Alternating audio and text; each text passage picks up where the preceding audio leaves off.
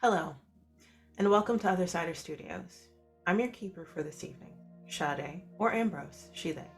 And tonight, we are continuing with Arcane Corps AfterMath, doing a deeper dive into our characters after the realization that the doll maker has seemed to make a rather large play. What do our cast of characters do in response to the aftermath of this revelation? Tonight, we will be checking in on Megan, the cricket, played by 𝒔𝒉𝒆𝒍. You can follow her on Twitter at _𝒔𝒉𝒆𝒍. Megan, with the help of her imp, is able to procure a journal with details on what a veiled is and what such an entity's nature is. What information can she gather to help in regards to the doll maker, as well as Ezra? Megan appears also to be in the clear after stealing the dagger, the 𝒕𝒉, from the Corps after utilizing Fey magics to transfer blame to someone else. She soon finds out just how crafty Fae can be when it comes to seemingly airtight deals. Content warning. This will be a series that focuses on the following elements: violence and combat, trauma and processing trauma, grief and processing grief, minor body horror, dark imagery or concepts, descriptive scenes of death, no gore, that may be unsettling or dark, illusions and altered realities, memory manipulation, and creepy atmosphere. Please take care of yourself if these elements or how they may be portrayed make you uncomfy. You can always catch us on the VOD or on YouTube later. Now, without further ado, let us continue. Megan. Shortly after the incident of finding out that the doll maker might have partially been released from containment, or something else might have happened, Corps looking into it. The next day, people are still a little on edge, but kind of sticking to Theo's house. Mo is considering leaving today, the next day, or within the next 3 days. To test the waters, obviously letting the Corps know so that, like, hey, watch my six, so that, like, if anything happens when I go to my apartment. Next afternoon, you had sent your imp out to get information having to do with the Veiled. There was a specific book that Willow had described what it looked like. Cordelia expressed interest in. I'm assuming y'all might have either told Ezra about this or not, or it's been loud enough that, like, hey, this book, right? Like, the Veiled, what is that? You know, if I remember correctly, that, like, the doll maker is something, or was something called the Veiled. Mm-hmm. And Ezra might be something called the Veiled as well. So it's come up enough where you're like, let's do our research. So the imp, gaseous form-wise, slips through the entrance of Theo's apartment. He is allowed in because the enchantments that are protecting the home allow them to come in and out. And it drops this handwritten, neatly, like, intricate, detailed, organized journal, but it's super thick. It looks like someone, like, hand-bound it kind of situation. It looks nondescript, dark blue covering. There might be some, like, bookmarks or, like, notations on the side, with a little tassel to bookmark as well as little note cards that might have been put in. It's very clean, but the pages themselves look aged a little bit. You're not entirely sure by how much it's been aged by. You can guess, because, like, your magical black market, you know how to, like, maybe find, like, date things. Maybe within the last 200 years. So the pages might be a little delicate, so you might need to be careful. But it's not like if you tug too much, like, it's gonna, like, rip or turn to dust in your hands. So you are being delicate. It's one of the times you are delicate with things when it comes to, like, magical artifacts, because this is kind of your shit. So I would say you're either in the living room or kitchen or even Theo's office, and you, Ezra, and I would say Cordelia, are doing research into the Veiled because Theo's office, the one that you scoured and got spotted by a cat, Nope. a normal cat. That this is a good place to like, oh, let me like reference things that maybe Theo gave access to that he now can give access to, like, oh hey, here or downstairs in the basement you might be able to like line some things up. So I would like you to roll investigate a mystery. You already are going to get a +1 because depending on how long this is taking, you can already ask one question. Okay. So, you're making me do it there. Okay. Hold on. Let me just make sure that roll 20 because it has a current hold position. But I don't want to add it twice if I type in the input value. Okay, a 10. So you get 2 more hold on top of the 1. I will also say that Roll20 has a flexible alternative. So if any of those questions don't fit, you can trade out one of those holds for a general question. That's not like essentially don't ask me a very specific question like Ezra is a veiled of this type kind of thing. Like it's just like, how do you know that? Like how would you know how to ask that question? So you can switch it up. So you have 3. Sure. So I would do what sort of creature is it? So like veiled form of Ezra, like specifically as opposed to veiled in general. Like a little bit more detail than that. Thank you. So what sort of creature is it? Do you want to like have me answer that first and then give me the next hold? Yeah. Okay. So you're reading through. I would say Ezra might be the one reading through the journal because reads faster, like like studious type, right? Like this is his shtick, but you're next to him, probably like referencing something while he's like looking through. What you can tell, like there is the veiled in accordance with Ezra potentially is because of him being potentially a powerful magician, street magician, that because of him passing, that coming back might have pulled him into this state, the veiled. With being in that middle state, it is kind of a middle place. Magic doesn't come from spiritual source, which is what all magic comes from. It's like you yourself become a magical entity.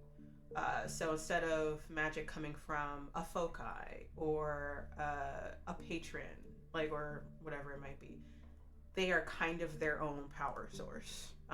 So they can use their magic. They have a larger amount of reserve. The thing is that this is a temporary state, so it's not meant for you to stay veiled forever. Depending on what direction, actions, process of how he died, also stuff like that, might change him into something else. And that heavily depends on what his magic used to be like, what he encounters or goes through now, how traumatized was he during his death, did he accept it, pick a thing. There's so many different factors. Yeah.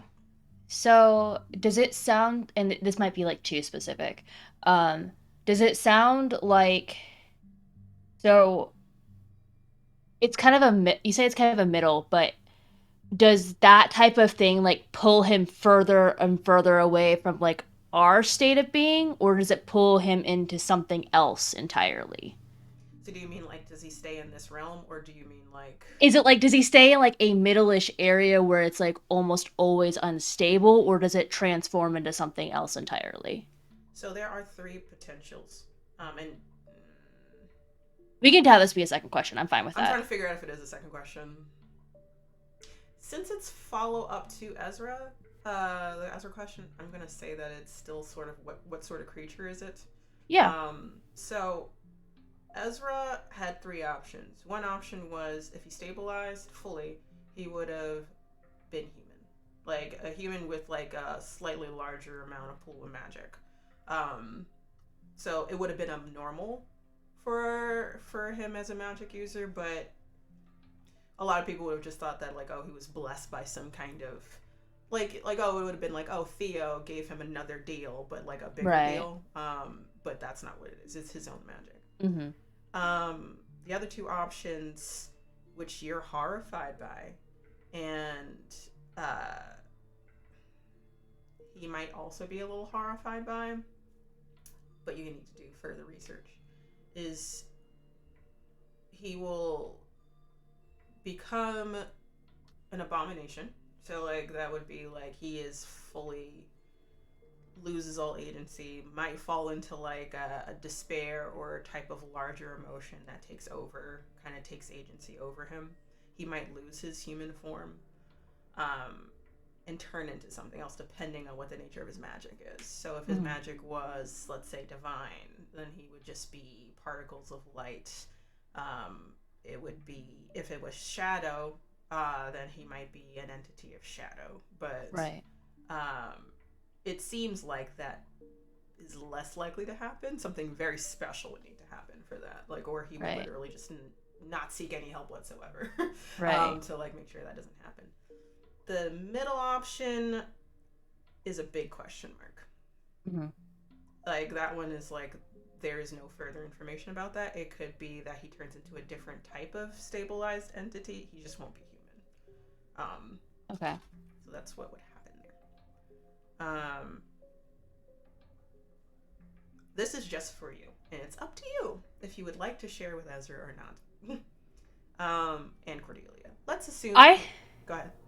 I was gonna say, I think this is like the only place that the party has been or the crew has been to where we actually are willing to share information fully. So I think she would share it. All right. So you would share this. I would say that you both together note that the first option of being human is no longer an option for him because of you notice that like shadow magic has been used that's like outside of his control. Yeah. And it seems like something has already happened, that humanity is already kind of the furthest away of a possibility for him. Yeah. Okay. And then so I guess, and I know I'm giving you all the good stuff, but yes. So this one I probably won't get as much because it's like a follow-up, but it is different. Does it sound? That's vague. It's a follow. Okay, so the whole investigative mystery question is what sort of creature is it? But now with Dollmaker specifically. And I guess what I mean by that is it fall into like that abomination category, or does it seem like it's that more of that middle option? That would just be a follow-up question. So like just based off of that research pool, yeah, like oh, that's what the Dollmaker is, like an abomination of multiple factors, and you also know that the Dollmaker experimented on themselves extensively. So they might have been a baser abomination that had a humanoid form at one point, but because of experimentation now they don't. No one knows what they look like besides Mo. Okay. So. Okay. So then.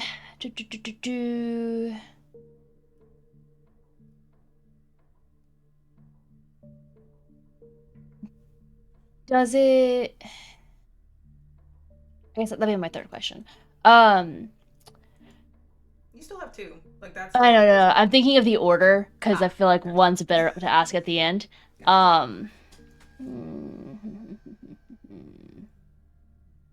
What is it going to do? As in, like, what are the next steps of Availed, if that's available? Are you talking about a specific Veiled or just in general? Just in general, since we don't really have enough information to go off of, like. Normally, what a Veiled, like, next steps of a Veiled is to try to stabilize as soon as possible.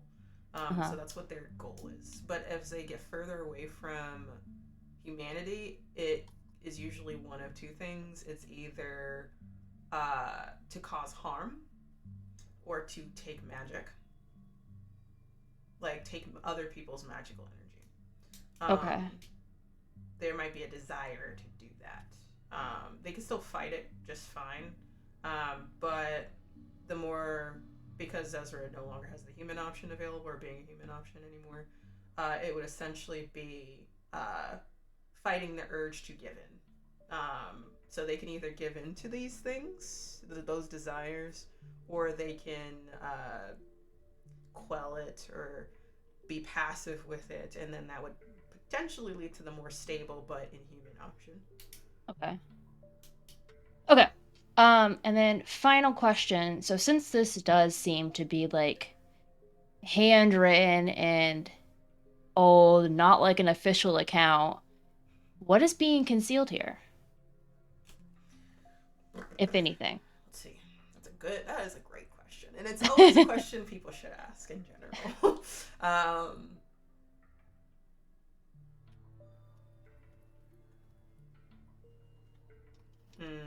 I'm trying not to give you too much, but I also like no. This is, you know what? Hold on, I might give it to you. Yay! So this is an account by a Corps member, from 100, 200 years ago. You notice that rarely the one thing that they weren't really meticulous with, you're not sure if that was by design or not, is dating. So like this is a large book journal. It looks like it started 200 years ago, and then some of the pages look fresher, like within like the last 100 years, and then it kind of ends in a way where research wasn't completed. I would say the last page looks like their handwriting starts changing drastically. They didn't put their name.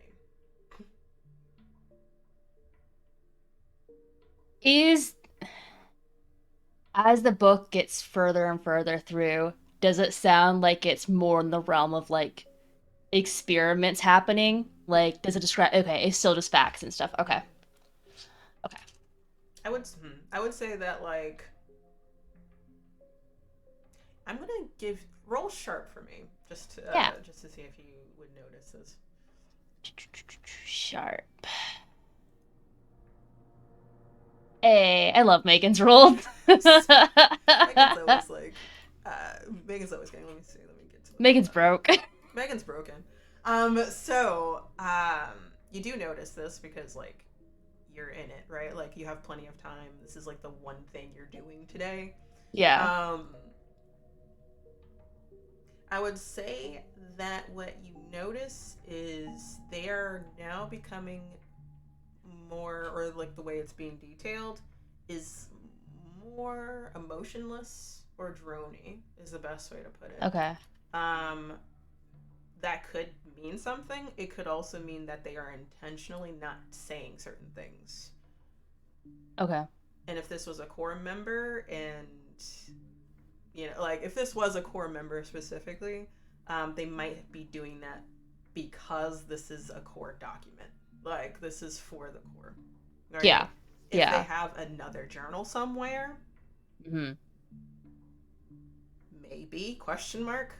Yeah. That might be more forthcoming with learning more about whoever wrote this. Yeah. So she's definitely, so at this point she's going to tell Ezra and Cordelia that there's something that a member of the Corps was hiding 100 years ago, and this isn't the full story. Okay. So, are you gonna did you want to role play that out? I'm not gonna have Cordelia in the room. I would say Cordelia. So it's up to you, because like I feel like it would be like a conversation with Cordelia, but that is something that she will like make clear that she knows there is more to the story. Gotcha. And that since they're the library nerds, they should figure it out and do research on it more, because they'll probably have better odds than Megan. All right, that's cool. So noted. I would say that uh did you use all your hold? Is that I the last one? did. Okay, just I making did. sure. Because you did ask a lot of questions. You found out a lot of good stuff. I did. I did. I'm Um, very happy with that. I'll just like note what happened. So I would say that you definitely tell Ezra. Obviously, you tell everyone in the room. Um, Ezra looks kind of shaken, but happy and hopeful that he knows enough to do research into it further. Um, Bookmarked for later because doll maker dolls outside and finding out that Yeah. stuff seems to be the Yeah. missing thing. So they table it, but Ezra essentially thanks you profusely for everything you've done, and decides to drop it because he didn't get a lot of sleep last night. um, a week and a half later, you are pretty stoked that you're no longer in trouble. Oh yeah, she's like, that was a lot easier than I thought it would Like, be. shit. You feel pretty good about the deal you made. It seemed like everything got wrapped up pretty well with Theo talking with Elle, and stuff like that. People started kind of slowly funneling out from Theo's house. So Mo left first, seemed fine. Detail was following Mo home to make sure everything was okay. I would say Damien also checked in on her too. A lot of people are following Damien too and advised that he stay at the core. Anyone that doesn't have a place to stay that can't be warded to go to the core. Um, you're able to go back to the core just fine. Go Yeah. back to your hideout, your home that you have. And it's like home sweet home. Like get back to that structure. You feel like things have balanced out potentially. Mhm. But there is like a weird nagging feeling in the back of your head that is it because it is Faye we're talking about? No, I said what I meant. Elle said what she meant. The deal is good. We're good, right? Um, One day, a week and a half later, uh, you're. Would you? Would the day start at the core in your hideout? Would you be getting breakfast somewhere in the core? Would you be meeting with someone? What do you think? I feel like she would be eating breakfast on the go, kind of like periodically checking with different like her basic. She'd be like eating breakfast on the go, like kind of checking in, like doing a route to check in with the like various shadow members of her of the core Yes. that feed her information. So she'll be like going around the entire building, just eating breakfast and talking with people, Got you. So you're just with like certain people. just you're continuing the hustle, Yes. essentially. Cool. So you're doing that. You're kind of touching bases, crossing T's, dotting I's. You've heard, obviously, also follow up news. Uh, Zane's not here anymore. He just got chased out. He's still at large. So you're like, yes, it worked. You're just like, yeah, everything's good. Kind of adding on to like, yeah, everything's Two good. birds, one stone. Two Let's birds, go. one stone. So his cell has been dispersed, and currently those two members are freelancers until they get put on different, put staffed to different cells if they want to.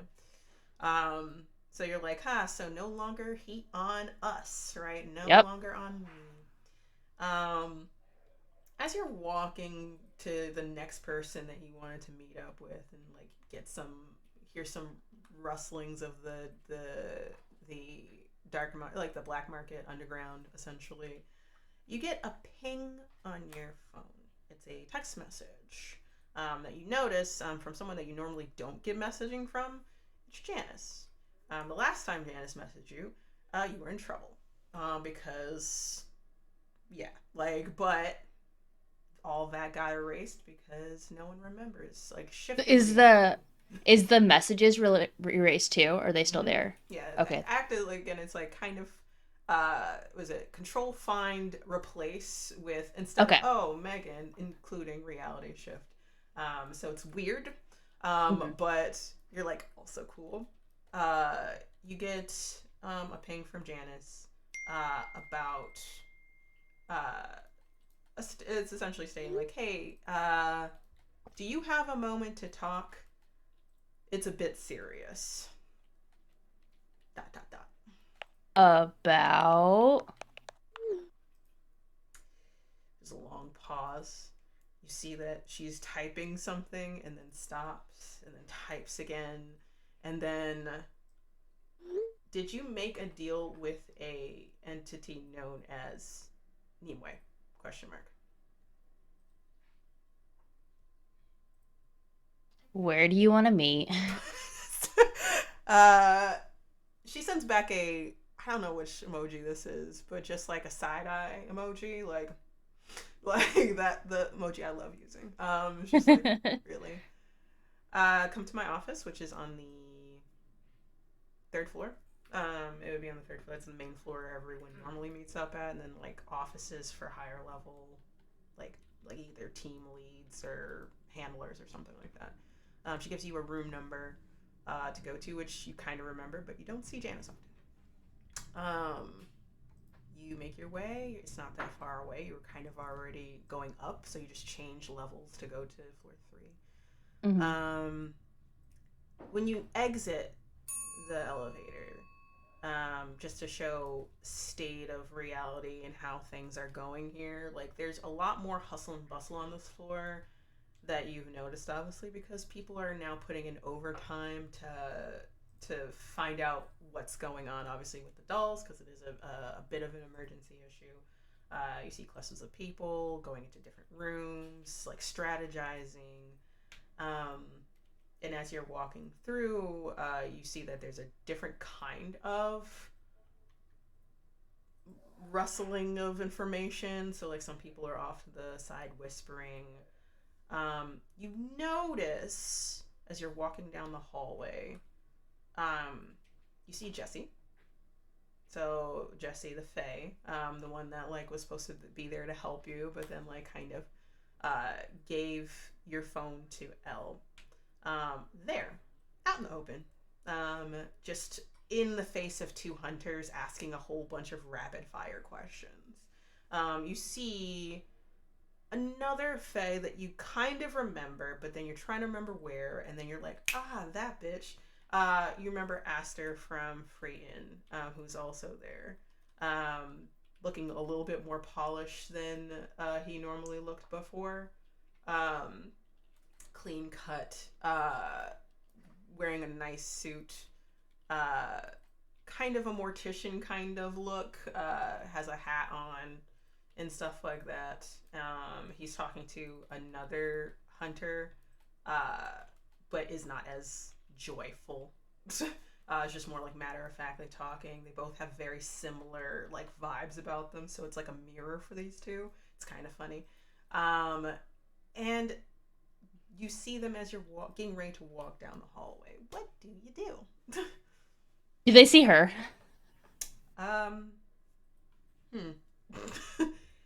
Are you trying to hide from them, or are you just gonna As soon as she sees them, she probably will like try and not be noticed. Like not actively hide in like a sketchy way, but like just kind of trying to keep your cool?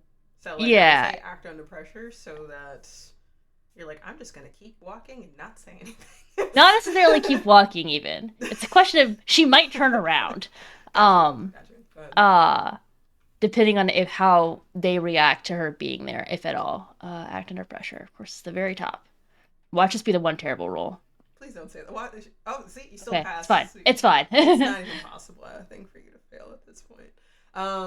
All right, cool. It is a mixed success, so I'm gonna give you uh, a worse outcome, hard choice, or a price to pay. So since this isn't a high stakes thing, it's just literally as you're trying to pass them, like you accidentally, I wouldn't say you drop your phone. Like something falls out of your pocket while you're walking down this way. No, actually, retcon that. As you're getting ready to do that, you missed a person.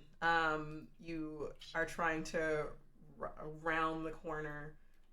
They don't notice you, but you bump into Willow, who is coming the opposite direction. Let's assume like there's a corner. You both were going down the same corner, and then Willow's like, "Oh, hello.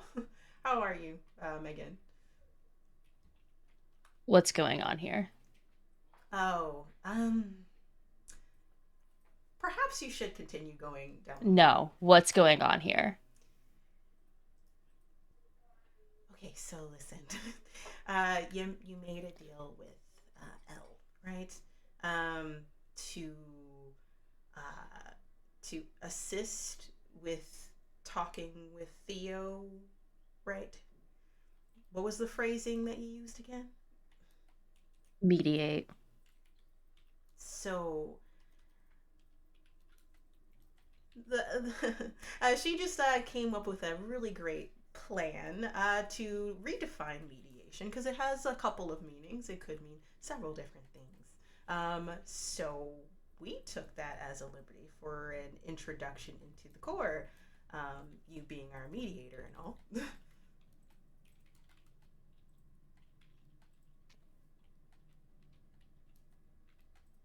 That doesn't make sense with what the deal was. You can't. A redefinition would have to occur within the deal to redefine a word.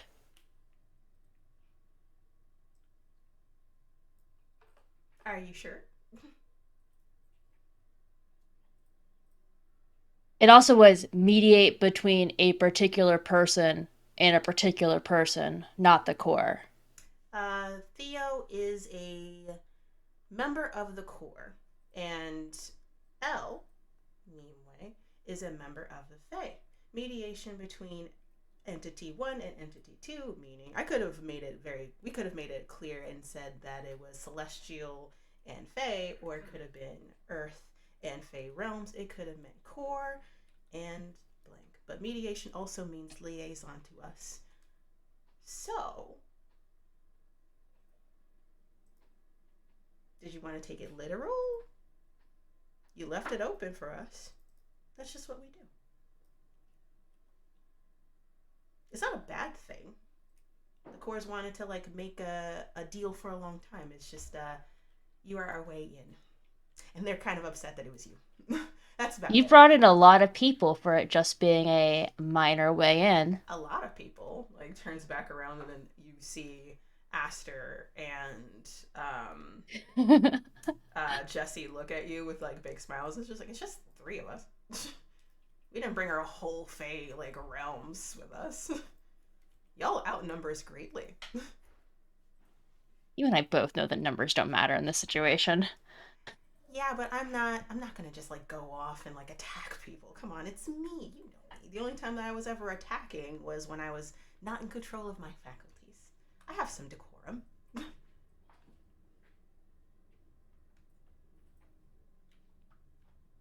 Megan will like lean into Willow. It's like, you're lucky that they turned around and are now paying attention. You see Willow. I feel like I want to make you roll something, but we'll see actually. Go for it. So you see Willow. Her charm person is intimidate, so it fits I know, perfect. so it does fit perfectly. So I was like, ooh, intimidate might work. When you do that, you haven't seen this. You kind of did back in Freyton when, again, they weren't in control of their faculties. But you see it full force this time. I'm gonna need you in a second to do an act under pressure roll, but that smile, very sweet looking face, right? Like looks like not what you remember seeing in Freyton, but you forgot. That smile gets impossibly long and large. There is a darkness that overflows their face. Their hair whips as if wind is blowing it. It is an intimidating smile. It reminds you very much of like a jack-o'-lantern's smile. And what did you roll? Did you just roll An 8. for act under pressure? So you passed. Obviously, it's a mixed success. So you feel like this could have been worse. You feel like the pit of your stomach drop. You feel yourself like get cold. You probably are like losing color from your face. Um, it feels like hmm, it feels like a predator staring you down that wasn't a predator before. So it was like, oh hey, like I was paying attention. I'm walking through the woods, and then all of a sudden you turn around. There's a cougar right there, less than a foot in front of you, and there's nothing you can do. Right? Like that's what it feels like. You are going to take a -1 ongoing for this scene. Oh, fuck. Um, it would have been worse. I know. So I was like, oh, I was brutal with, with, sorry. So when that threat happens, it kind of disperses immediately, kind of dies in your throat before it can even get out, and that smile stays for a very long time. It says, Miss Frost, please don't forget who you're talking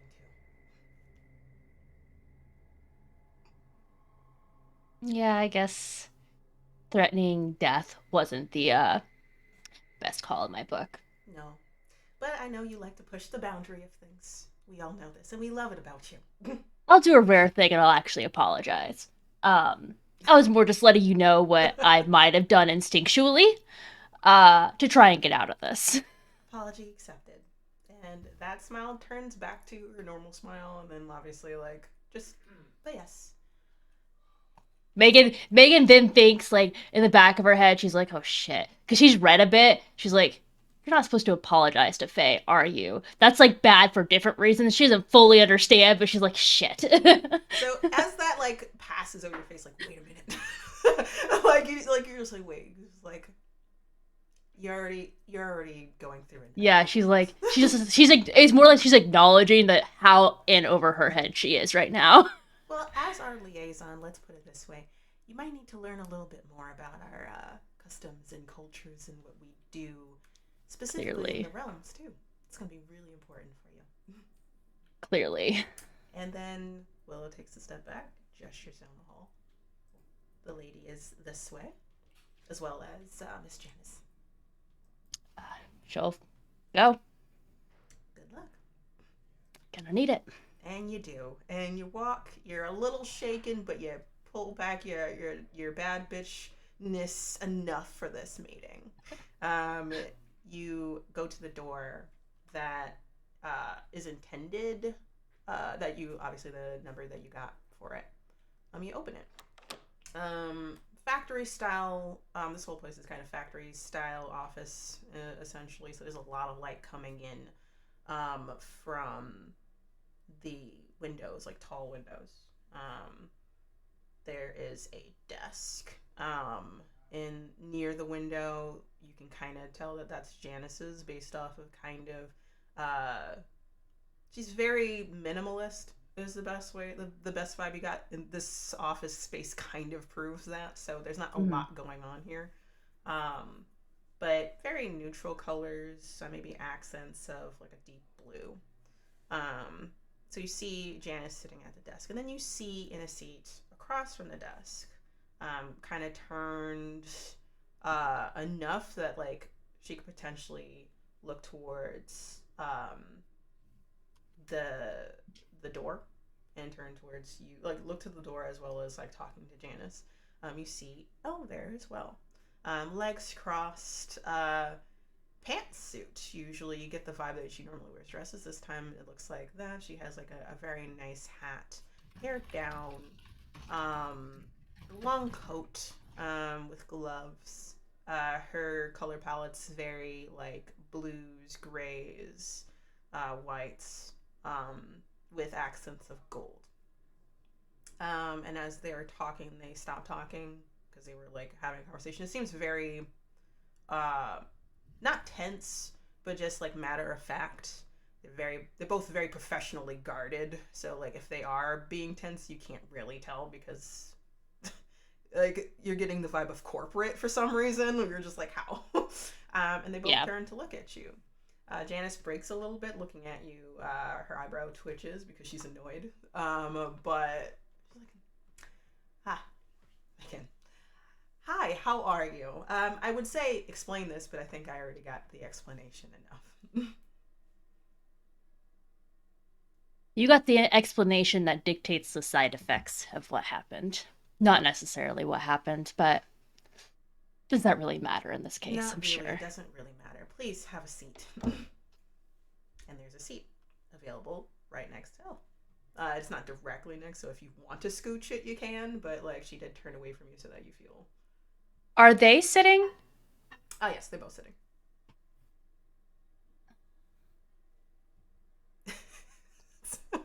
She'll probably walk up to the chair, but continue to stand. Okay. No, that's also valid. So, both kind of wait for you to sit, but they guess that you're not going to, and then they're just like, okay. So, my understanding, Janice says, and then gestures to Elle, that you made a deal with 𝒉𝒆𝒍𝒑 in regards to a previous deal of some sort. Didn't tell me the specifics, but it seems that Theo had wanted to help you out by kind of squashing it, because deals with entities, specifically the same caliber as Miss L here, is a bit of a drawback. A lot of things could have potentially happened to you, so that was the best call. To be honest, the best call would have been, possibly, maybe, to not have a deal, but hey, it's you. I get it. There's nothing I could do about it now. But the follow-up is that you left an opening of understanding what words mean. And Fae love to redefine and restructure and find ways to get loopholes in contracts. That's just how they work. If it were a demon instead, it would have been a little bit more clear-cut. So it would have meant what it meant. But they're a little bit... Janice looks at Elle, who's smiling super sweetly back at her. They're trickier. They always have been. Yeah, I'm realizing that. Mm-hmm. I do have a question, though. And she kind of looks over to 𝒉𝒆. I should be representing, I think by even your definition, the group I identify with the most. Mm-hmm. And who do you identify with most? My subgroup within the Corps, not the Corps. Your subgroup within the Corps. Care to elaborate? Janice says.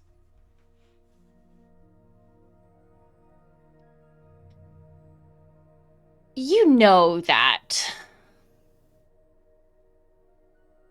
You have to know I've built a network of members within the Corps. Yes. They're not against it necessarily, but they do prioritize their own interests above that of the Corps. We always had a problem with that. There's nothing we can really do about it besides keep security up and make sure that it doesn't happen again.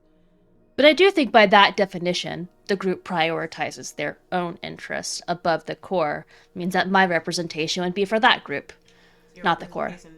Is there an actual, honest-to-God, organized group, or is this just a bunch of ragtag, random freelancers that may or may not have a thieves bond of some sort? So you would say that you're identifying as a thief. Is that correct?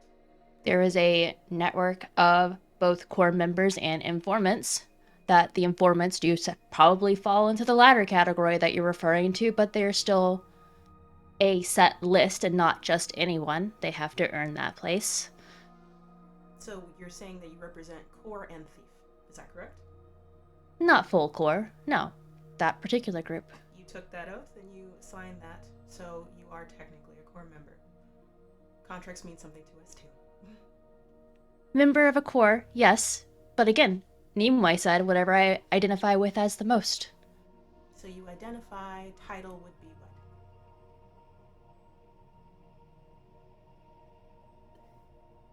Leader of the Corps Shadow Network. So the Corps Shadow Network. That's what you represent. Yes. Okay. 𝒉𝒆 scratches her chin.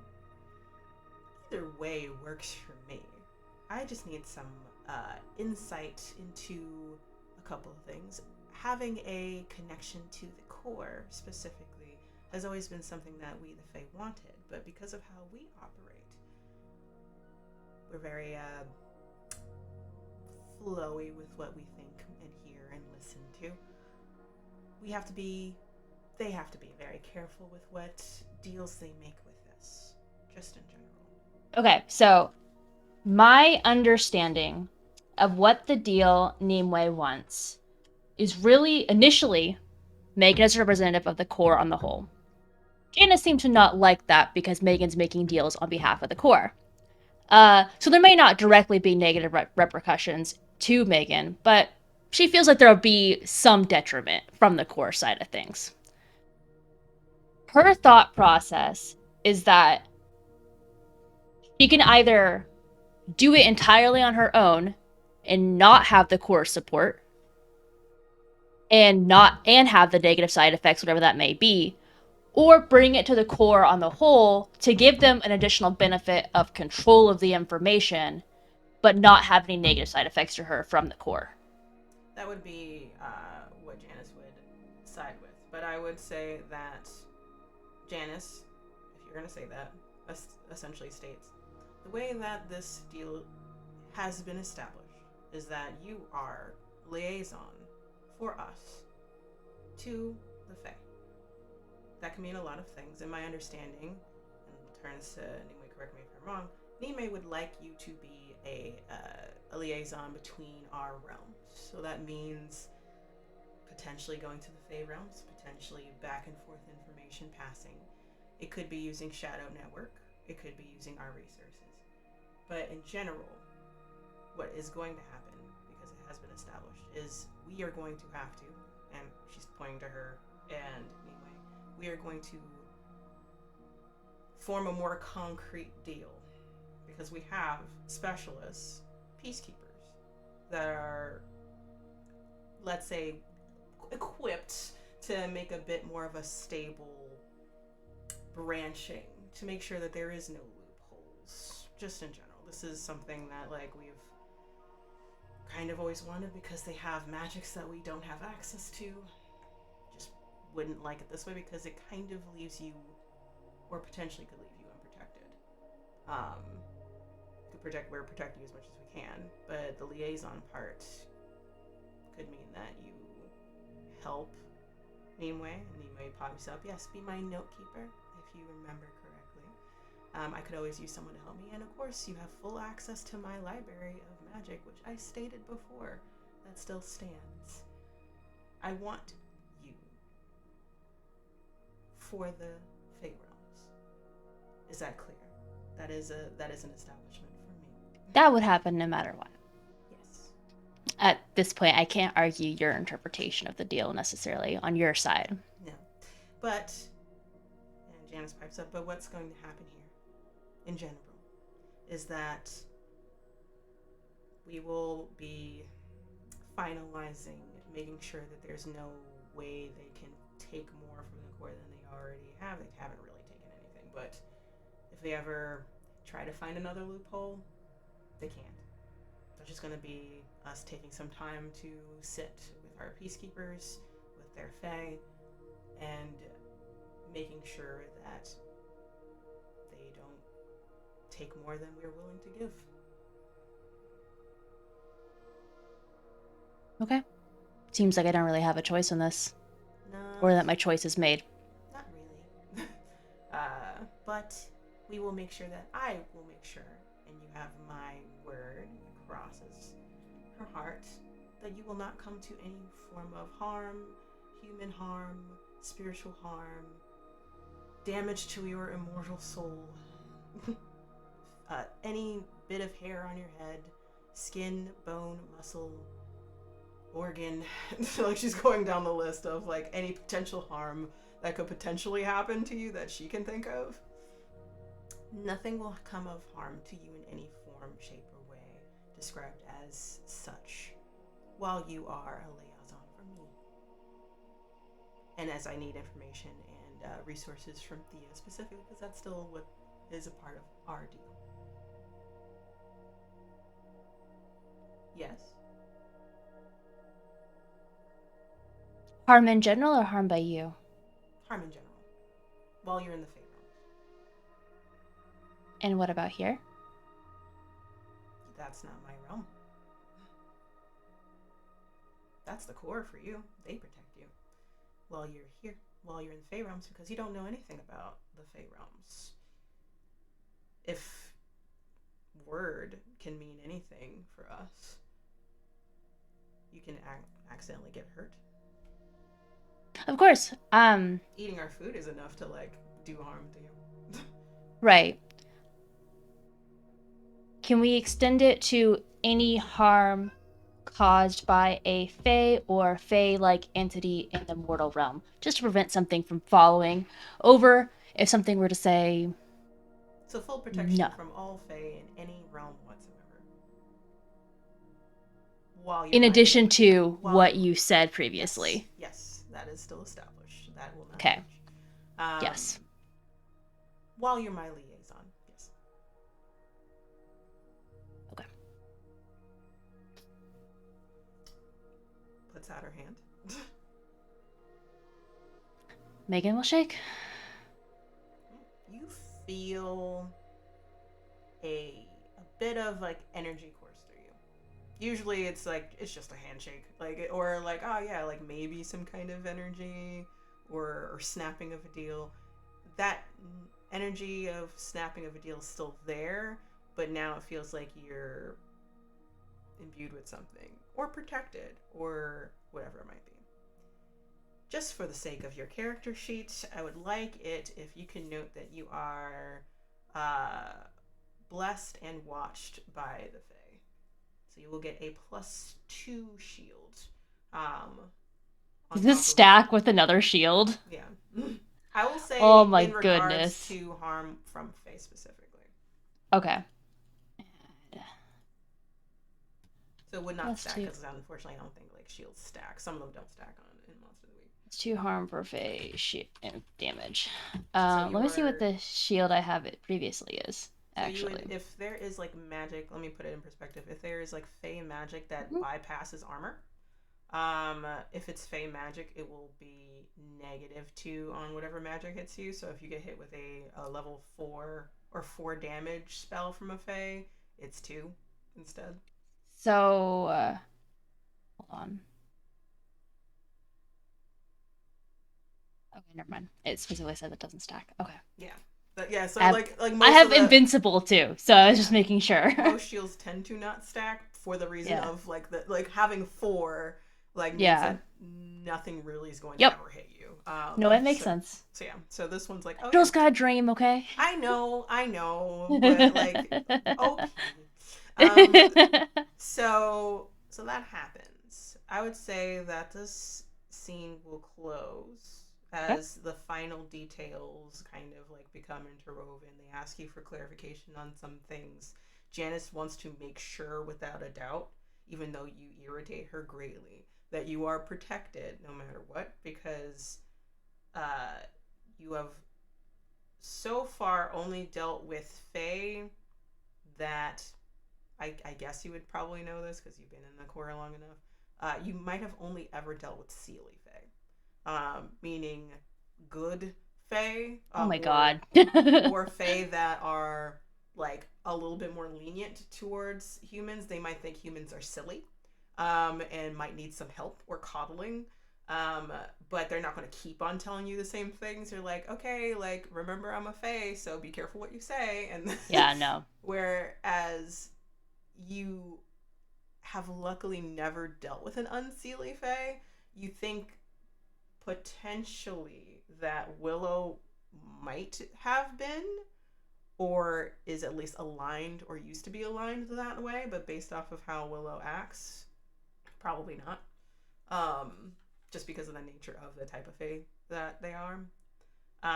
So as you're like putting these deals together, you're realizing because Nimue's being very like careful, as well as Janice, as well as all that stuff. It's like, oh, Seelie, I have never met an Unseelie one then.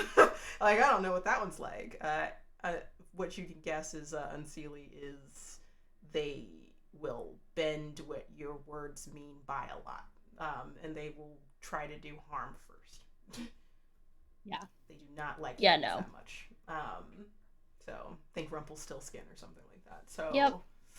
So you're just kind of like sitting with that, and you're like, oh, as this deal is being formulated and fixed.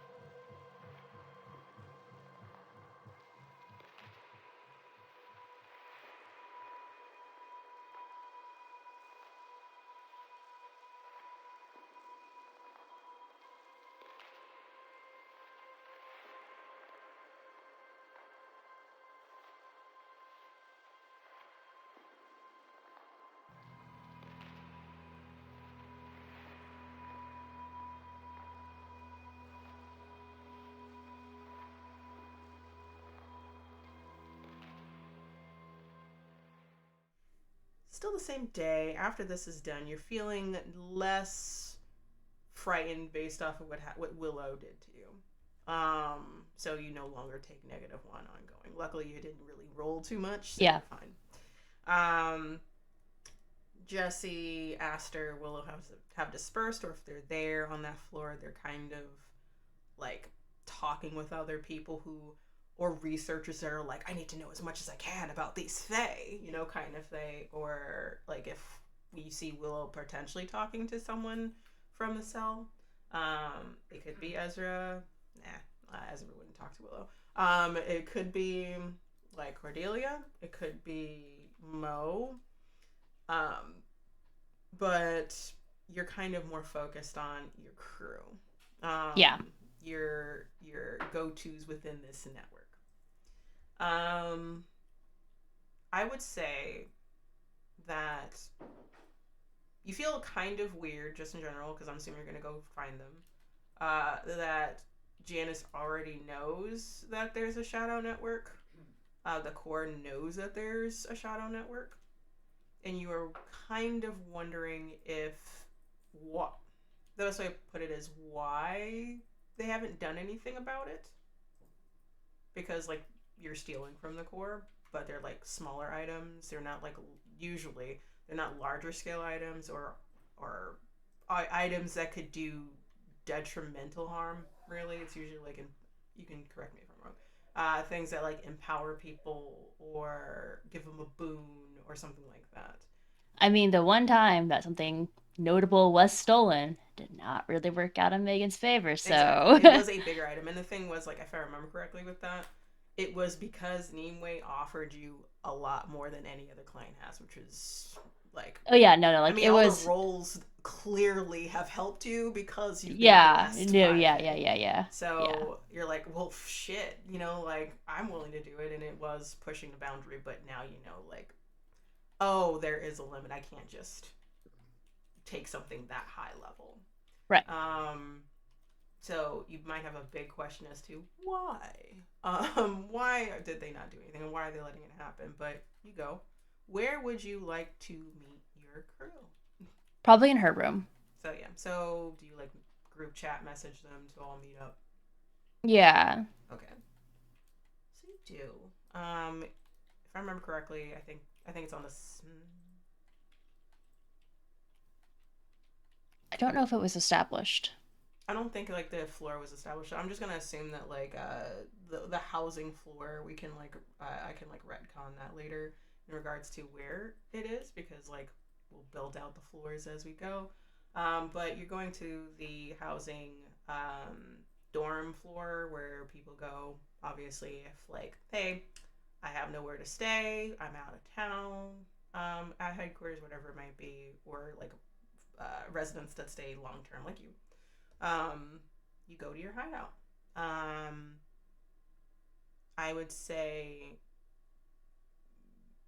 you get there first, but shortly after everyone else filters in within like a few minutes. Like it's what do you text them actually? Like is this like urgent meeting or is Yes. Okay, so what do you message them?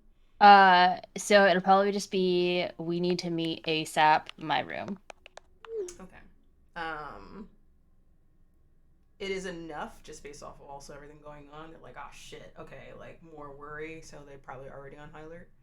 They all meet up. I would say Ace, with their hair is kind of pulled up into a ponytail. They look like they've been like on for like days. I would say Marcus looks I was gonna say disheveled. That's not really quite right. I would say Marcus looks scruffier than he normally looks. Like he's usually clean shaven. He has like his dreadlocks, but like I don't picture Marcus could ever look like disgruntled or like disorganized. Like I feel like this is like the worst he ever looks, and even then it's not that bad. Like he still looks very put together. That bad, but he always like he shaves on time and stuff like that. So he at least like isn't like smells gross. He doesn't smell gross. Like he's just like he has like some standards. So he looks kind of like he's been on hunter duty. Mm-hmm. So like he's a freelancer, so like he's been like floating, and he usually is like guard, like usually something around the core. This time it looks like he's been actively being a hunter, so like he hasn't had time to go home, uh, get dressed, rest. So he looks a little tired. But he has like a very tired smile. Like so he looks like a cute sleepy puppy in the face right now. But that's about it. And I would say cat looks like cat. Looks like cat has been jonesing on some Red Bull, big gulp, whatever it is. Looks literally exactly the same, doing her job as she normally does. Yep. The only thing that might be a little different is not as big of the goth attire as possible. So it's just literally like a t-shirt, a black t-shirt, and ripped jeans Mm-hmm. and Converses. So not fully wearing her big personality on her sleeve like she normally Yeah. does. So that would be like, oh, I've been literally at my desk this entire time, but what else is new? Right. So yeah. So they all filter in, they kind of nod and look worried. So they all kind of take seats. I would say y'all are in like a circle of some sort of hodgepodge. I don't know what kind of furniture you have in here, but I'm assuming like boxes, like things to lean against. So you're all Right. like congregating. The scene is yours. I know you all know about the doll situation, but have you heard anything about anything else going on? And they all look around. Cat knowingly nods. Like, I mean, a whole bunch of Fae just like rolled up in here. Not a lot. I say a bunch, but a bunch for us. 3, Noticeable. noticeably so. I'm assuming something's happening of some sort. Probably peacekeeper nonsense. They've been wanting to like lay down foundations with the Fae for a long time. It's just that like they're unpredictable. They always have been. But of course, I have eyes everywhere in this, like all cameras. So I'm curious, but I don't have access to those offices. I kickstarted that, essentially, those negotiations. Ace like knowingly nods, like, yeah. I mean, yeah. I mean, I was there for the meeting with one high level entity that can just mind bend out of our reality, so that makes sense. Can mind bend entire reality, everyone's thoughts and memory. Interesting. That's Technology. Mm-hmm. Yeah. Mm-hmm. And I am now her mediator. Okay, like so this one Marcus like narrows his eyes like, okay, that's a good thing. Well, no, it's not because it's you, but like, what is? I wouldn't want you to mediate any conflict I ever have with between me and like a friend of mine. Like, I feel like you would just be on my side and just like chest bump them. Am I wrong? Like, but mediating is a good thing, right? Like, it's I think that depends on your definition of the term mediate, which they all lean is very forward towards flexible. you. Like, they all lean towards you. Like, just get to the point. Just like, what do you mean? I think I need to step down from my role as leader amongst our crew. They all look at each other. Why? Are you going somewhere? At least at times. Mediation. Yes. I'll be spending a fair bit of times in the Fey realm, but there's also more that I think that why I need to step down fully, even if aside from just being a mediator. First of all, it would give too much information or too much knowledge for what is going on here in our group. Second, upper management knows about what we're doing already here, and they know I'm leading it. say, just in terms of turns, like Ace looks visibly like worried, like to the point of they're sweating. Um, Marcus pinches the bridge of his nose. Kat looks, not that she didn't know, but just along the lines of narrowing her eyes, like she should have is the best way to put it, but also it makes sense. So like she's kind of like doing the okay, I guess.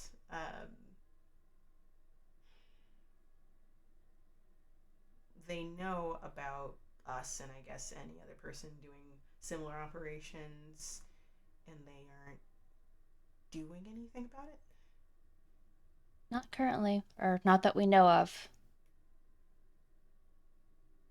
Why? It's a good question. I don't like that. Like Marcus says, like I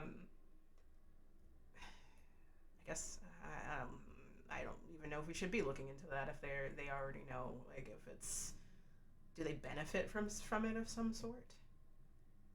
I don't think that you all necessarily need to look into that. I think that you all take over the central running of everything, keep decision making, and I take on more of a role of informant.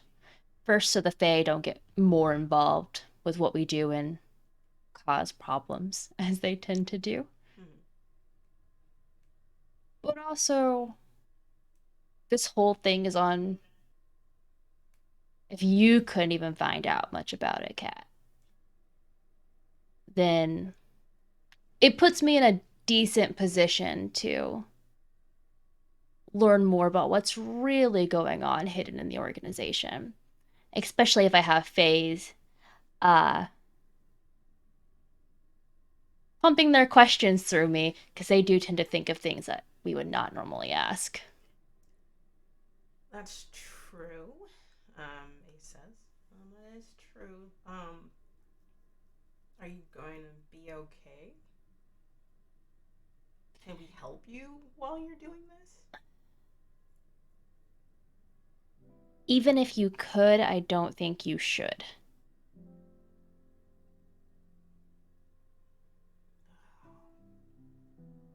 Marcus says, like, well, this is fucked. Okay. If you ever need our help, just in general, I don't know if there's self-service in the realms, but whatever you need, you know the channels to reach us, if not through phone. Yes. So, and then Kat pipes up, like, and of course, I will always keep an eye out for you. Facial recognition's my jam, so, like, it's just as soon as you pop in, I know where you are.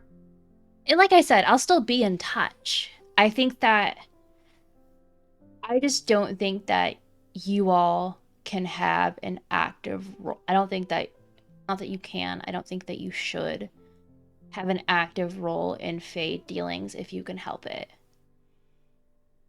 That's a good point. Okay. We're, I don't want to get sentimental. We are going to miss you. Hopefully, like I said, I'll still be around, available to talk. Friends, just less business, I guess it seems. For now. All right. And unless there's anything else you want to say to them, anything else?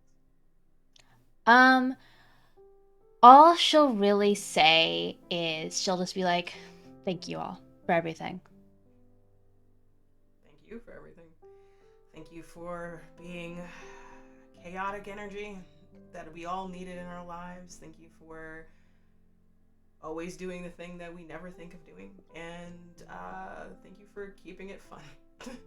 And then Kat, who awkwardly stands, I'm assuming that she was sitting on a box, stiffly stands up and then like robot walks over to you and gives you the most uncomfortable hug. And says, like, obviously message us if you need us. And Ace also comes over and gives you an actual comfortable hug on top of Cat. That slowly becomes comfortable. And then, of course, Marcus, this large, happy, puppy energy person, like, comes over, lifts you all in a hug, and gives you, like, the biggest squeeze without actually crushing you. You're very kind of terrified knowing that, like, it could be extremely easy based off of how he's suppressing how much he is. And yeah, that tender moment happens. You all let go. And very much like how you do every dealing you have, y'all split apart and go your separate ways. You have no idea what is in store for you in general. But you have a feeling that obviously your work's cut out for you in terms of Fey dealings, as well as maybe what the Corps has intended for you, knowing that you are part of the Shadow Network. They might have had, they still might, have an intention for you. But we'll see how that turns out for you.